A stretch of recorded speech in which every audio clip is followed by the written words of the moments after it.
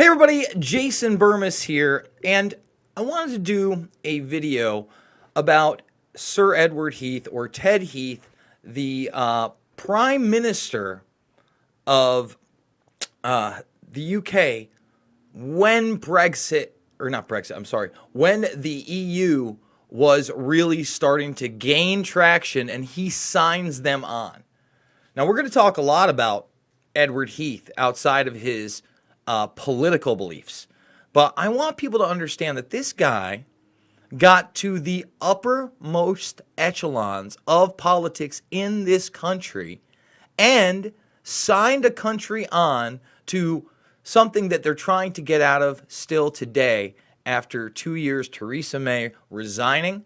And it looks like Boris Johnson is going to be the new prime minister. I'm going to get Tony Gosling on, who's much more well-versed in this, to kind of break down what's about to happen if Brexit is ever going to become a reality. But I want you to watch as a member of Parliament just gives it to Edward Heath. His name's Peter Shore. Now, this is 1976. And I got to tell you, this is a fire-branded speech. We have to remember what is involved in this particular treaty that Mr. Heath signed, not on my behalf, which he signed without the authority of the British people. What was taken on? Well, yes. Look at the laugh. Yes. I want you to take a look at this smug, sick mother trucker. There he is. Now, we're going to get into some of the allegations about Mr. Heath and who he was. And remember, got to the uppermost echelons. This is the guy that signed everybody over to the European Union. This is the dude, all right? I want people to realize that. Well, yes.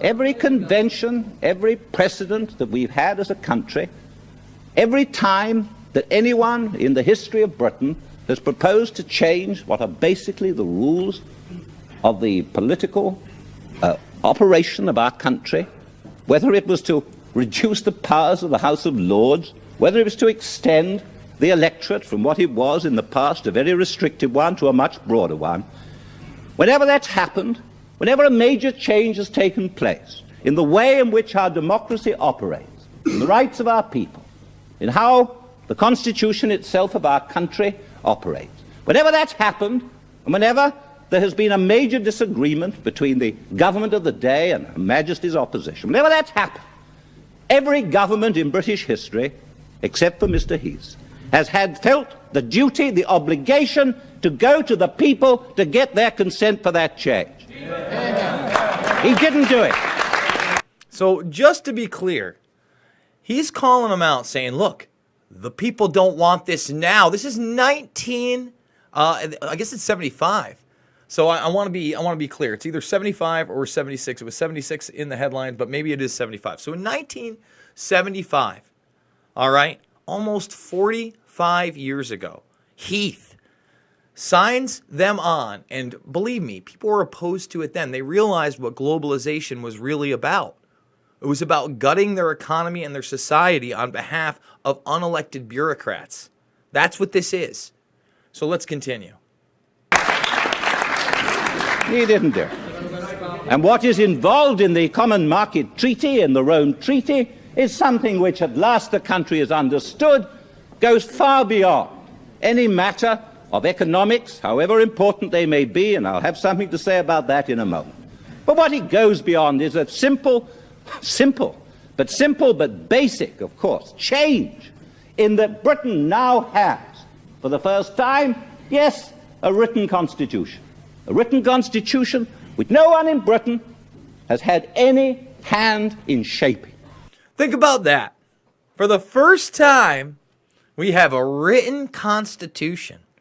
And remember, our Constitution and Bill of Rights in this country has been shredded. I've gone over that again and again and again. And I've gone over how brilliant the forefathers, especially yesterday on the Walk and Talk, how brilliant they were to add amendments so that we could change the Constitution and Bill of Rights for the better. And they did that. The problem is we live in a national security state now, okay? And we have signed on to all these different organizations, such as the UN, all right? And I know international law is whatever to us. The real problem is our national security state. But think about how insane that was. In 1975, first of all, I hate royal rule. I hate God save the Queen. We've had those discussions. I think royalty needs to go. I can't believe that we have a rule by bloodline, whether it be the Queen of England or the Kingdom of Saudi Arabia in 2019. Or the King of the Netherlands right now. It used to be Queen Beatrix, but now I believe, I can't remember what his name is, might be Alexander. He was at Bilderberg. These people are very, very powerful. So now, again, in 1975, Heath is signing them up for something nobody in Britain had any say about. And you know what that constitution is. The superior constitution which now guides and binds British governments is the Treaty of Rome. There exists a law, a power to make laws, a power to levy taxes, a power to develop policies, which is superior to those powers of taxation and of lawmaking in the British Parliament. And there it is. I just thought that was brilliant, and I wish I could get my hands on the entire piece of footage. Now, if you don't know who Ted Heath is, it took long enough for it to come out, but Ted Heath would have been questioned over abuse claims. This is from last year in The Guardian, actually almost 2 years ago, year and a half ago now.